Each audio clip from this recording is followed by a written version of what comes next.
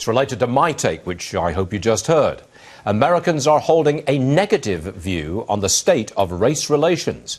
According to a New York Times CBS poll, 57% say race relations in the United States are bad. I'm joined by best-selling author Ann Coulter. Ann, welcome back to the program. Very good to see you. Thank you. Good to be here. Now, I'm going to quote from CBS. Barack Obama's presidency has not united whites and blacks. You're laughing because it's not news to you, but that's from CBS. How about that? Yes, well, this was covered in my book 2 books back, Mugged, Racial Demagoguery from the 70s to Obama, and my thesis, completely proved by recent events, was that for decades the left patronized blacks in America, oohed and awed over every little thing they did. That led to race riot after race riot and just a disaster for the black community, and that the best thing that ever happened to black Americans was the OJ verdict, because white America was so shocked to see so many black people cheering a verdict that pretty much all white people thought was wrong, a guilty man was going free, that really ended white guilt in America. And that subway car just didn't open the turnstile anymore. And suddenly blacks stopped being oohed and awed over. They were treated like adults. Suddenly you had this flowering of genuine black intellectuals who were always there. We just never saw them on TV before.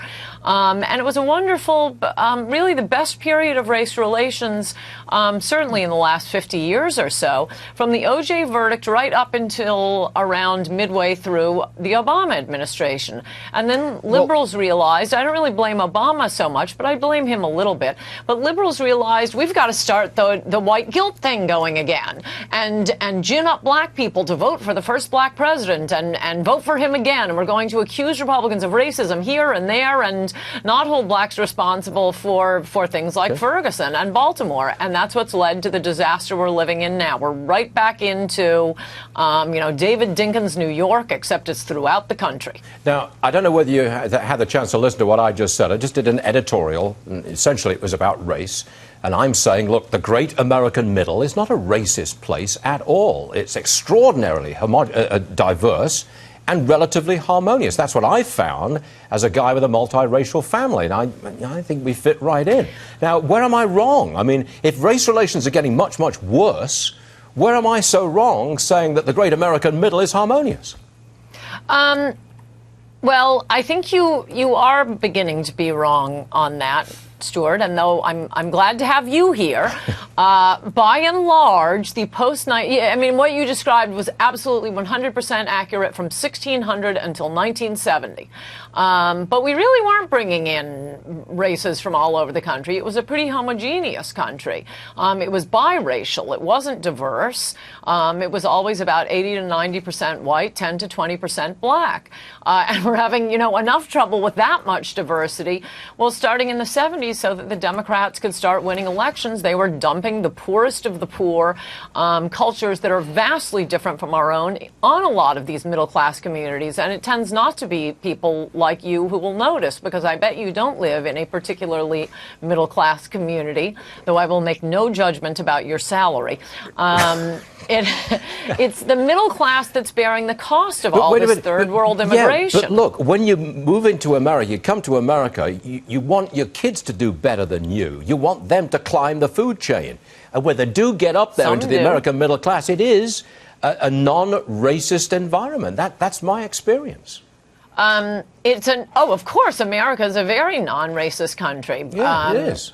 But we're getting racism in reverse. You would think, with everything that's gone on in Ferguson and Baltimore, again, we're back to David Dinkins, New York, you would think that a lot of the newcomers, the immigrants, would look around and say, why is it this one group of people are treated like children in America? Let's not do that. Let's not burn down buildings because of some phony story about hands up, don't shoot. But instead, an awful lot of our post-1970 immigrants seem to be saying is, we're black too. We're going to go around and charge white America with our grievances, and we have a list of them here. Look at that, the Muslim who shot up 5 American military servicemen last week. His yearbook quote, it was, My name, it was, what is it, Mohammed Sayed Abdul Ayez or whatever. My name causes national security alerts. What does your name cause? Oh, you know, screw you, Mohammed. You should be happy to be here. Okay, Anne, we did hear that. Now then, did I just see a screen clip from you in a movie, Sharknado 3? Are you playing there you are. You're playing the Vice President of the United States, and Mark Cuban is the President. Is that, you're making a movie debut now? Yes, I am, and I don't want to brag, but there are whispers of Oscars in the air. That's right.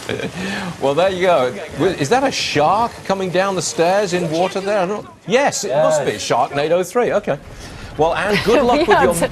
It's not a bear attack, Stuart. I love your books. I'm not sure I'm going to watch the movie, but I do like the books, okay? You're off on a roll. Thank you, Stuart. Anne Coulter, thanks a lot.